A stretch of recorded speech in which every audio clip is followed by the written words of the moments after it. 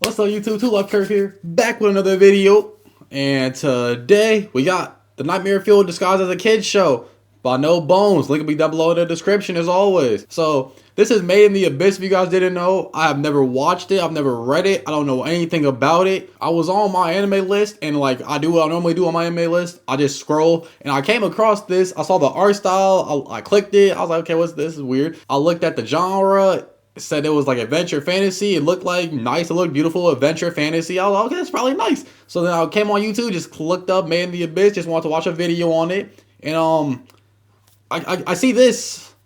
So maybe it's not what I thought. Maybe they're just like gaslighting me, over exaggerating. I don't know. But we're just gonna get straight into it. Quick little video, see what this is about. What the fuck? 2,000 years ago, an island's discovered. In the middle of it, a bottomless hole full of valuable, mysterious artifacts. Humans, being the greedy, opportunistic bastards they are, decide to set up shop around the seemingly endless supply of treasure, establishing a town along the edge of the ominous void, like and building a society which revolves around unveiling the secrets of the abyss next to them. Everything in the town functions around the common goal of exploration. The citizens are subject to a sort of class system. Newbie adventurers are given red whistles, which only let them go down 500 meters deep into the abyss. If a red whistle goes deeper than that, search parties are sent to bring them back. But if they go below 1,300 meters, it's treated as a suicide and the searches are called off. On the opposite end of the spectrum are the white whistles. It as a suicide and the searches Oh my god, what the fuck is that?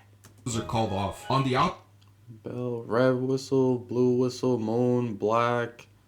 Okay, so red is their rookie. Whites are, I'm assuming, like the goats. Like they just like they've been there, done that all end shit. Of the spectrum are the white whistles, legendary divers whose findings in the abyss are written into history, no questions asked, and who are seen as the highest level of humanity. With a white whistle, you can go down as deep as you want, and a lot of them end up going missing, trying to reach the mythical bottom of the abyss. But what makes the giant hole in the ground so dangerous? Well, the hard part isn't going down, it's actually coming back up, like an old person on the stairs. As soon as you drop into the abyss, trying to get back up to the surface will have serious consequences on your body, which only get worse the deeper you go. Ascending from the first layer causes mild dizziness. The second gives you nausea, headaches, and turns you into a drunk college girl. From the fourth layer on, you start bleeding out of every hole in your body. And finally, going past the sixth layer on, you start bleeding out of every hole in your body. Out of every hole in your body? That means... Finally, going past the sixth layer causes you to completely lose your humanity, disfiguring your body and making you go completely brain dead. Kinda like making a Twitter account. These universal symptoms are referred to as the curse of the abyss, which kills many of the divers who go This is not what I thought it was! This is not what I thought it was! Ascension sickness isn't the only thing you've got to worry about though. There's more? To die from the curse, you actually have to make it to the hole, going back up to the surface part. Exploring the abyss is made hard by the fact that each of its layers are home to a variety of dangerous plants and animals that only seem to get smarter and more deadly the deeper you go. From a bird that eats people and mimics its prey's cries for help to learn more food, to a big-ass poisonous porcupine that literally predicts your fucking movements. The wildlife mind readers is just a giant fuck you to all the people trying to uncover its mysteries. Yeah, is this shit reminding anyone else of the ocean? Suffering more the further down you go, crazy-ass undiscovered creatures all trying to kill you? Man, the ocean... I'm 2 minutes in and what the fuck am I watching?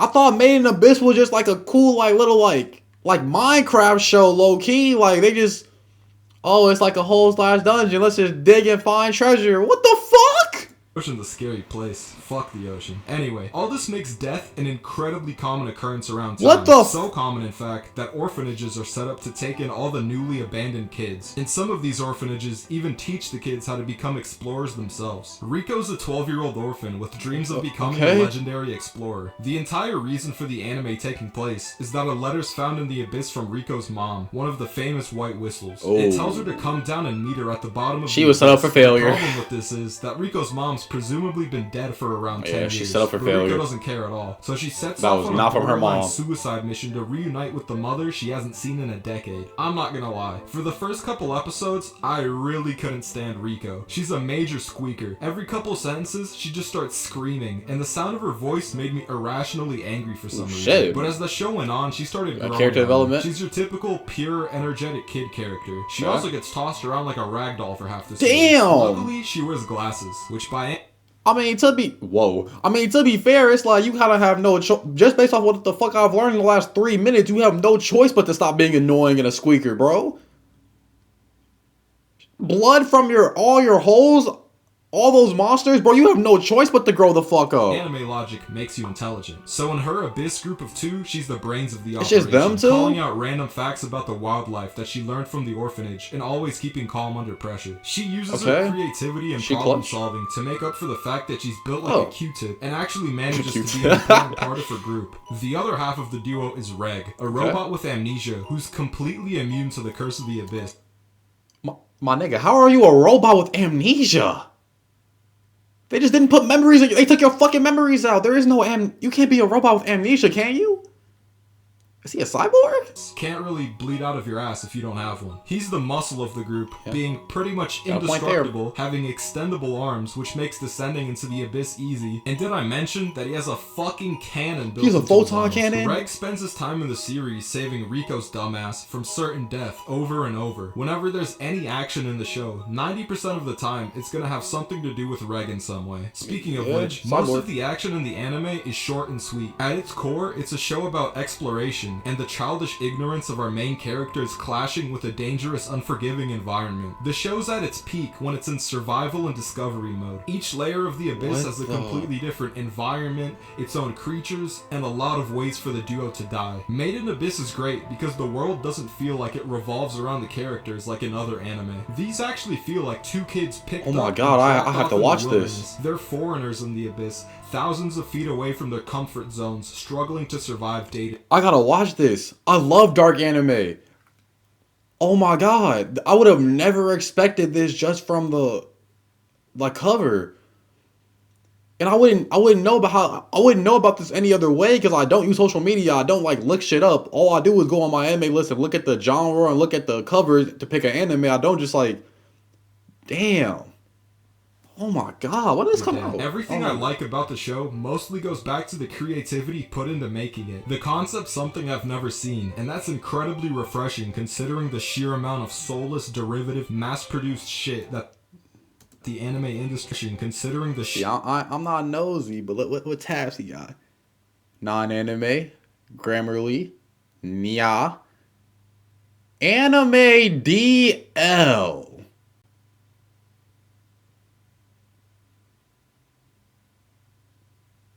Patreon, by YouTube, Microsoft Word, Google Drive. You know what? We just go on. My bad, bro. Soulless derivative my bad, Brody. My bad. Pumps out every season. Just a nosy nigga. Point, it all starts blurring together, and seeing something that paves its own path succeed is amazing. This is an anime that actually deserves a video game adaptation, unlike all the dog shit shonen and isekai games. Bro, chill. Some boring, vapid shit like Konosuba got a video game. I'd buy it just to break the disc in half and shove it up my ass. Bro, watch out, bro. Watch out. We not gonna just disrespect my favorite, one of my favorite isekai anime. Kazuma deserves a video game. A Kazuma game, a Konosuba game will go hard, and I would play it. Games. Imagine if some boring, vapid shit like Konosuba. I would definitely play that. I'll play that game. That game would be hard. I'd buy it just to break the disc in half and shove it up. Nah, don't disrespect it like that. That part of the video. Cut it up. Made in Abyss also has a banging soundtrack, which manages to convey different emotions throughout the series and gives the scenes life. It's almost Zelda quality, which in my opinion is some of the highest praise a soundtrack can get. Now, moving on to top tier anime does have to have a good soundtrack. Made in Abyss suffers from a heavy case of anime weirdo syndrome. This isn't a show you're going to be able to watch in public. I am not a fan of this anime's art style. It's kids. That's why I thought it was, which makes it really fucking weird. Something else. The fact that Rico can't go more than a couple episodes without finding some reason to get undressed, and not even discreetly. The anime just goes full frontal for whatever reason, which I mean, why? There's also a stupid recurring joke with the robot having a human dick, which combined with the art style is so fucking unsettling. I felt like such a loser sitting there and watching this shit. I felt like such a loser. Those are just minor critiques, no pun intended. While I might be a hater of the show's character design, I can also concede critiques. Bro hit the Batman, bro. What the fuck? He disappeared now. The zip line The up. show's character design, I can also concede that it's necessary for building the whole atmosphere of two little kids exploring a world in which they're relatively powerless. They're just prey. They aren't your usual broken-ass wish fulfillment character. I love that. Fuck. I love that. I told you, if you guys are new here, you don't know, but in all my vids, I say I love anime where it's not just an overpowered motherfucker just going crazy and you know what's gonna happen. I love a different anime. Like the shonen anime is cool and all, like, but I've already got all that shit out my system. I like other shit, bro. Made in Abyss isn't a world you'd want to live in. I hate orphans. I also found the show to drag a little in the middle, but just as it started getting played out, it took a turn. I get and the brutality canceled. ramped up 10 times, which I hope is the tone that the show keeps for season 2. And the brutality. So this is the bleeding from all your holes, huh?